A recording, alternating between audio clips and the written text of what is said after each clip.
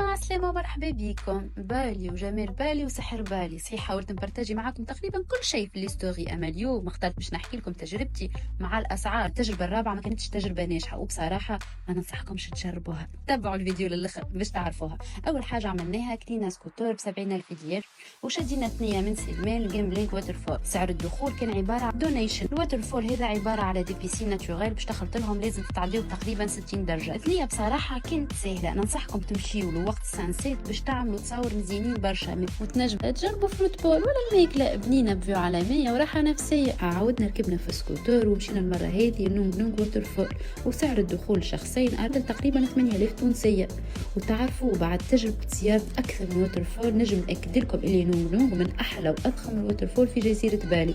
صحيح الثنيه بعيده شويه، وصحيح الدروج اللي باش يوصلكم المنظر المزيان هذا طويل برشا وصعيب شويه. قوه وجمال البلاصه تستحق التعب بالوصول لها.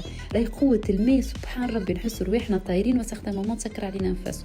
وتوا تعدينا ليكي ووترفول. سعر الدخول شخصين 100,000 روبي، يعني تقريبا 20 دينار. بصراحه السعر يتسمى غالي، خاصه الووترفول صغير. صحيح تصور فيه مزيانين، يعتبر من اكثر الشلالات السياحيه، يمكن هذاك اللي يفسر السعر نتاعو. انا بصراحه نصيحتي لكم من غير ما نحطوه في التو دو ليست نتاعكم، وعوضوه بمكان اخر ولا اعملوا اكتيفيتي اخرى. استنوني في فيديو اخر نحكي لكم فيه على اهم ديزاكتيفيتي اللي لازم تعملوهم كي تجيو جزيره بالي. انجوي ان شاء الله ديما